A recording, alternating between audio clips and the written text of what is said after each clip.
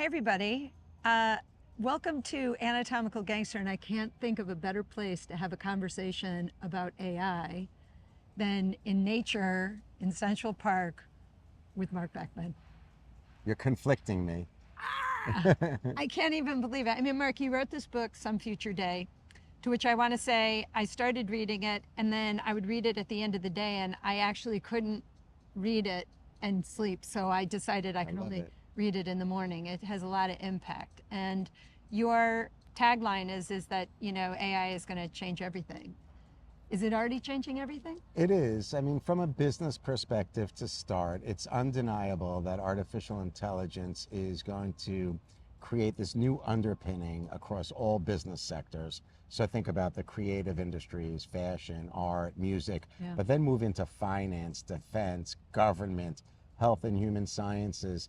It's going to accelerate everything.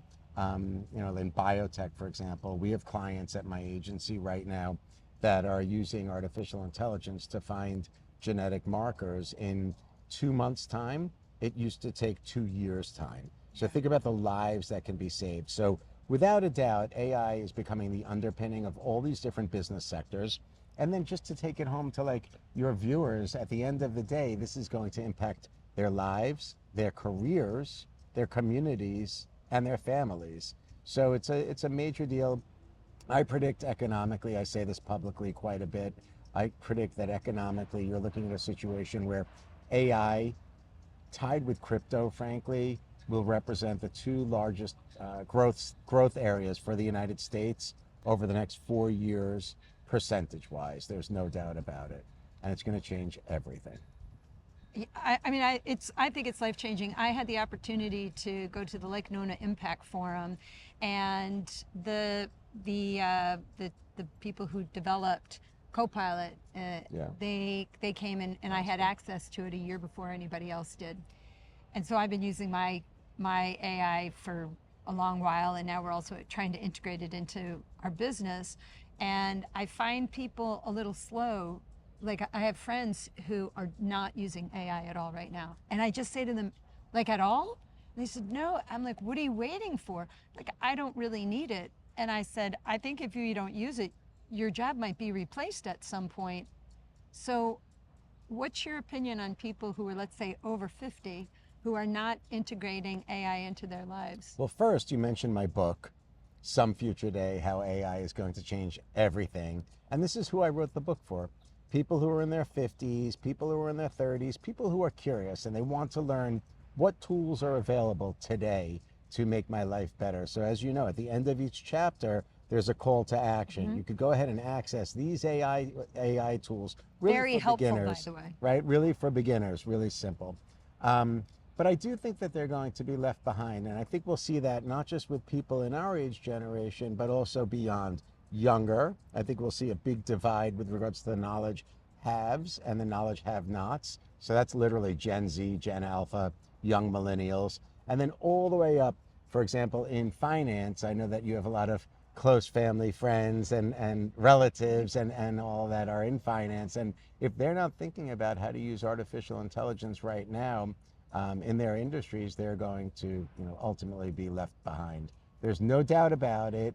And it's interesting for those friends that you have or those business colleagues that you have who think that they're not using AI, they're mistaken. They're using it already. They're just not proactively using it, but it's already in their home with their smart home. Their cars are using it. When they go shopping, it's working for them. So it's already in their world.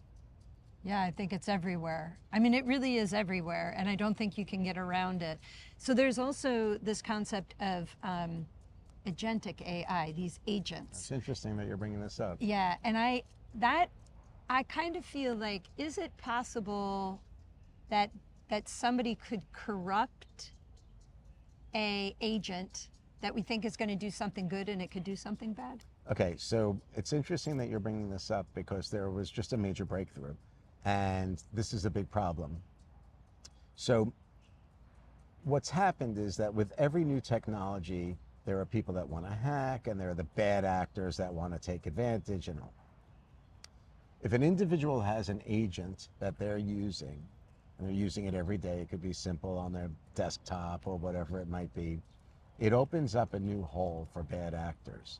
And the individual might not realize, or the corporation might not realize, that these bad actors have almost like a Trojan horse to get in. So imagine if the bad actor breaks into a company as big as UBS and taps into their agent and directs their agent to give up the database or to send a certain communication to their database. Well, this has been proven now. I believe that Microsoft just actually hired a company in Israel to start to defend, from these types of attacks. It's really an interesting situation. Like those phishing scams that we've seen over and over again, right? So this is a new way of doing it. This is kind of like the next version of a phishing scam. But the problem is that nobody would think that their agent could be exploited at such a high level. So imagine if, as a Trojan horse, the bad actor breaks into UBS and directs the agent to send out emails to the entire database. This sort of a thing can happen. Yeah. And I'm guessing it's happening. It's happening. It's happening right now. Correct. Yeah. And so some of your friends who are like a little reluctant to get on board with like their agents and using AI, they might be in the zone right now where they're a little safer than people like you and me. that's it. Is I think you're really exposing yourself. Like even when I use an app, like sometimes there's this app, and there was one where you could take a photograph of your face, and then it's going to put you in a setting, like in an office setting with a great outfit, like you're doing a headshot. And while I think that's super cool, I think that we are very freely giving our identity, our visual identity, our knowledge identity out to the world. And I think that it's a little frightening to me. In a major way. So facial recognition software is fueled by AI. The number one company, not surprising, in the world with regards to facial recognition software is China. America has number 2 and 3. And slowly our police forces are starting to use them. So Miami Police Department has been public about it. I know they're using it here in New York City, but quietly in a small amount of cases. The problem is that it's no longer about your jawline and your nose and your eye color and your face. This technology is so advanced now, it could pinpoint your shoulder, a jacket, an article of clothing, or a distinctive piece of jewelry, and tie that back to you. And they're getting these images from everywhere. You're right, Sue. It's not like you give them the image. They're scraping it from social media. They're even scraping it from payment platforms. Like we all just put our images and talk on Venmo and on Zelle and everything. Well, they're getting it from there too. So it is, it could be alarming. That being said, we're also living in a time where we need facial recognition software to help thwart off other things such as gun violence. And I think you're going to start to see that in stadiums and live events. I know that you're aware probably that Charlie Kirk was, assassinated. And for sure, if facial recognition software is implemented, we will mitigate, killings of that nature in the future. Well, that's a powerful turning point. And in your book, you had mentioned this, at the end of every chapter, you're not only giving actionable steps, you're actually saying, go look at this type of AI, and in the back of your book, there's so many resources that you have. So what are you hoping people are going to get out of the book? I just want the curious people to start to incorporate technology into their lives so they could have better lives. My feeling is that artificial intelligence allows for a rebalancing throughout society. It allows for people that might not have tremendous resources to compete at a higher level. So think about the small business owner, for example, who wants to create her own ad campaign and hasn't been able to compete with Equinox yet because they have such big budgets. Well, today that individual can go and implement a hyper-realistic photo campaign or a video campaign. We could create characters and scripts and then bring that out into the marketplace with social media and beyond. Could really compete. There are great resources. So I want people to get the advantage back and live better lives. And I think overall the community can improve too. If That small business owner then is creating more financial value, hiring more people. That brings up the entire community on a local level, better access to healthcare, better access to food security, and then in turn, more time for that small business owner to spend with, her loved ones and her family, and to maybe come up with the next great entrepreneurial idea. And what about, so somebody like me, I have a very lean company. Yeah. And you're trying to stay current. You're trying to stay up with the status quo of what's happening in business. And actually, I find it tough because you hire people for social media and there's no real hyper growth. And so I see the opportunity for us, we implemented a program called Yarn It in our company, where it's helping us to take our brand messaging and trying to refine that brand messaging Right. into stories. And so I feel like what that does is it kind of eliminates a lot of the busy work Correct. that my team does, but I think that they're slow to implement it because it's another learning curve. It's like, I'm not really sure how this is benefiting me to get this job done faster. Do you know what I mean? And is my job going to be eliminated? Exactly. It's a true issue, but at the end of the day, for a small business owner, AI is magical, and it's creating a ton of value, both financially and creatively. And it's there, so why wouldn't you use it? It's insane to not use that. I think it's crazy not Yeah. to use it. Yeah. And But they do need to. Your team though should take the time to verify.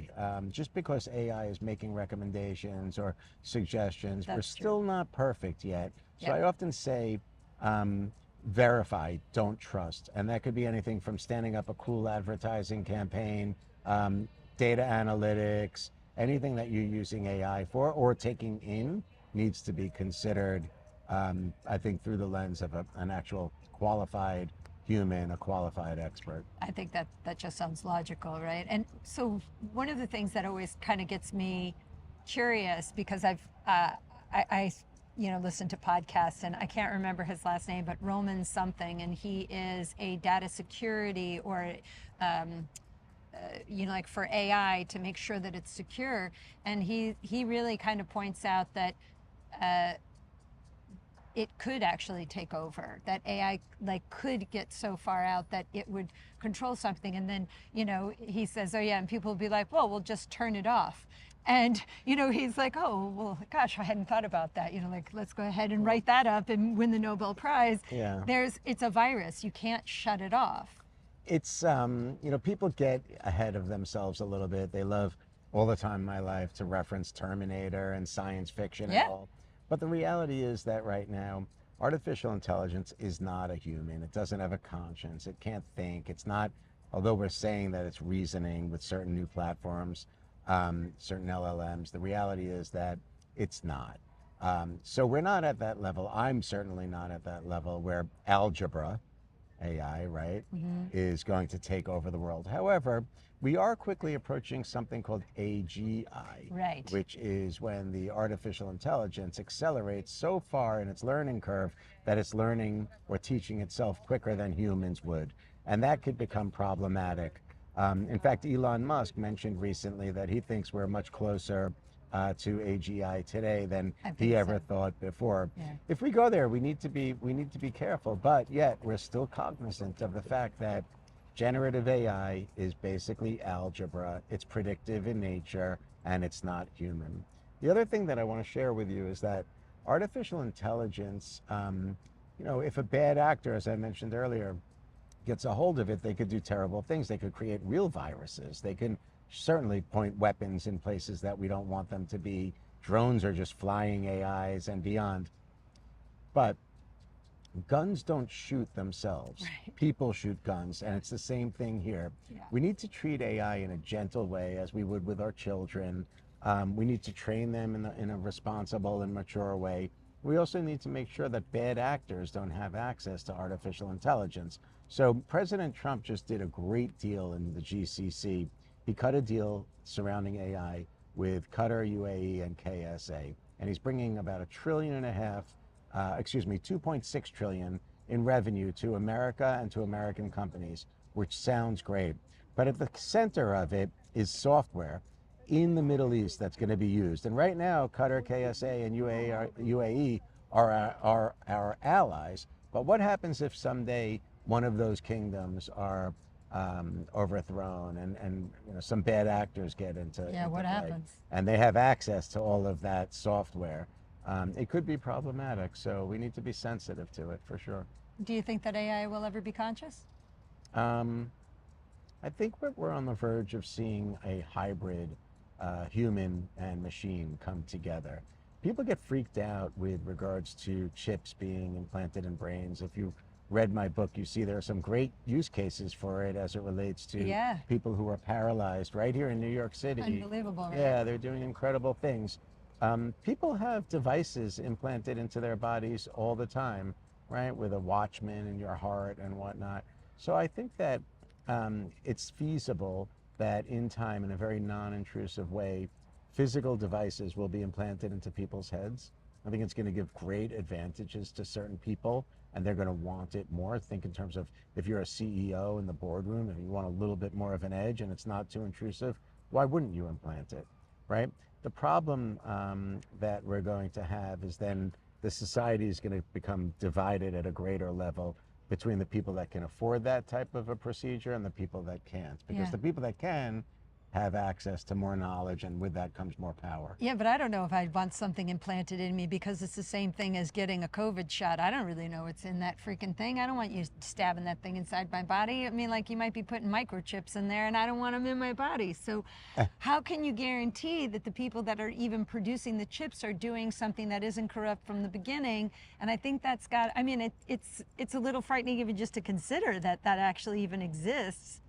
And we know that there's all this benefit to it because like how you said, that there are ways now where we can implant things into somebody's brain easily, and it can actually help their legs move again. They're moving and they're feeling. Unbelievable. It's incredible. It's like a heart bypass. That's the way the AI is working, but in their brain. Yeah. And the truth is what you're talking about though, Sue, like your concern about like who's creating the item, who's creating the device. Right now we're in a situation where most of these LLMs are developed in a centralized way. And just in case anybody doesn't know what an LLM is. Large language model. And, there you go, see? Yeah, so these are like large language models are DeepSeek, ChatGPT, Perplexity, Grok, and they're all centrally controlled right now by different entities. Who developed all of them? Are they all from different people, or do you think that there's some, like something about all of those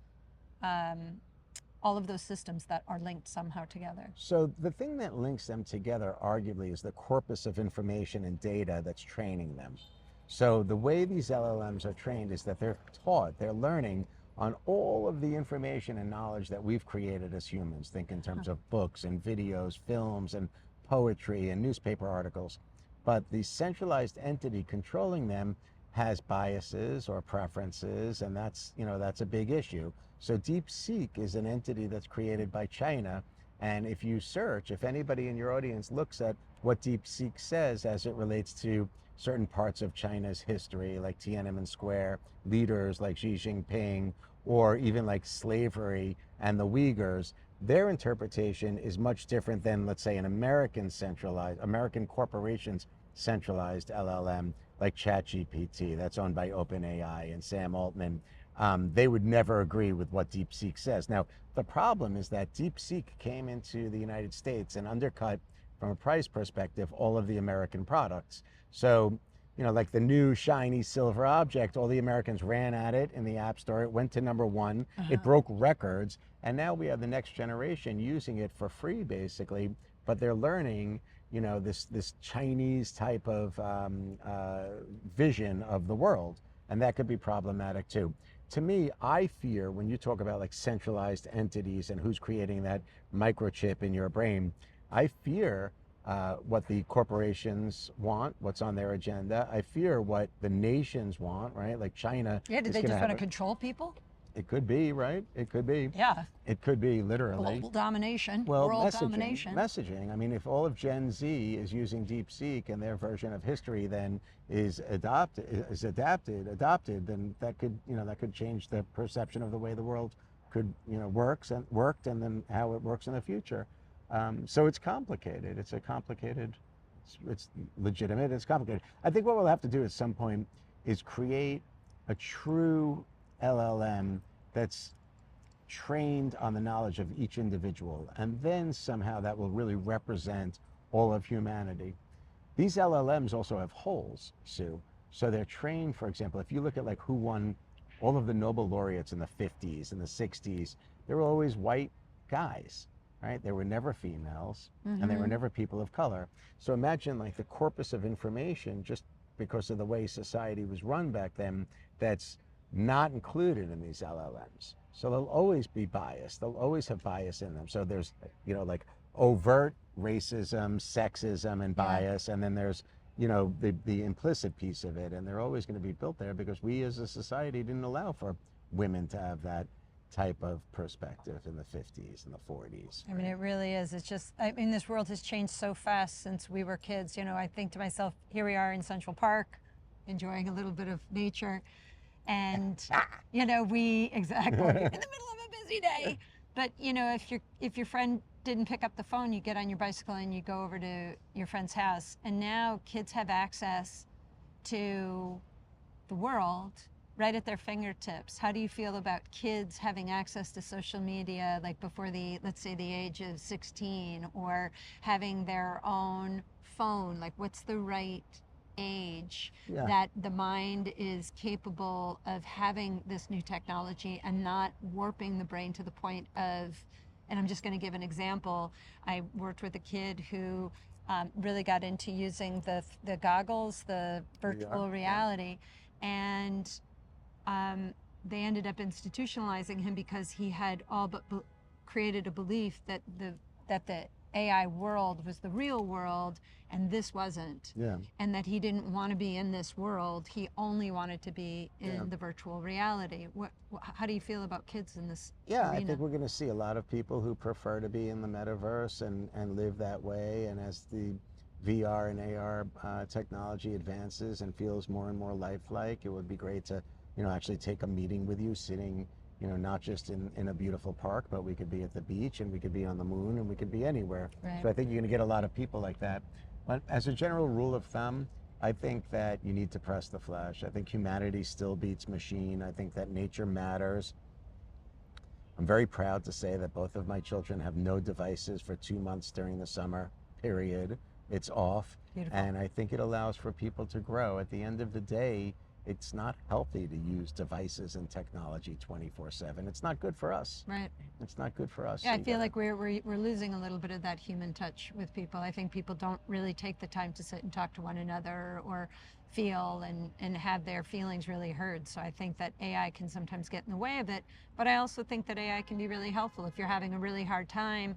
Instead of sitting quietly by yourself and journaling, maybe that's one piece to do, but then sharing some of that with AI might be able to help create a solution where you can speak to it in some form of confidence that it's not judging you. But maybe it is judging you. I don't know. I mean, could AI judge me? Maybe it is judging me. There are big controversial issues coming through with that right now. About a month ago or a month and a half ago, I was asked to comment on a teenage girl's mental issue that came out of or was enhanced from ChatGPT.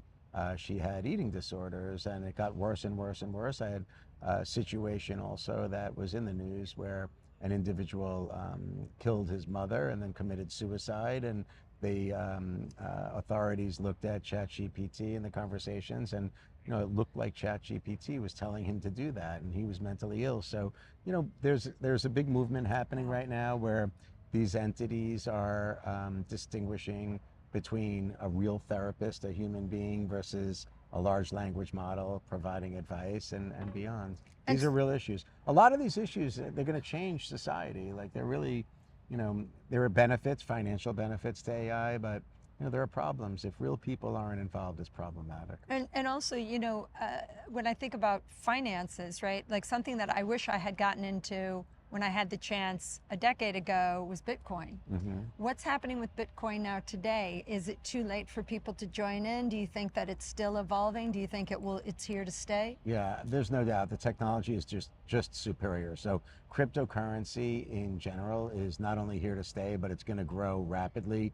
the current administration is changing the financial services sector overhaul. It's a major overhaul on the way, and it's all going to be rooted in blockchain and cryptocurrency. I think stable coins are a good place for your audience to start to research.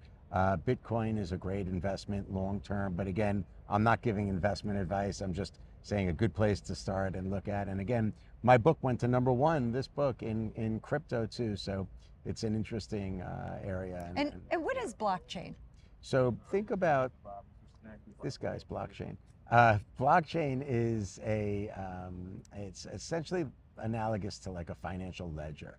So it reports every single transaction, which is interesting because now it provides you and me and the public with the ability to see when these transactions occurred, what the transaction is, and they are permanent and immutable. So it creates a recording system effectively, and you could record anything. It could be, for an individual that is in a health regimen, for an individual that is in a mental regimen, you could record anything you want permanently on the blockchain. The financial sector is going to make the best use of it. Amazing.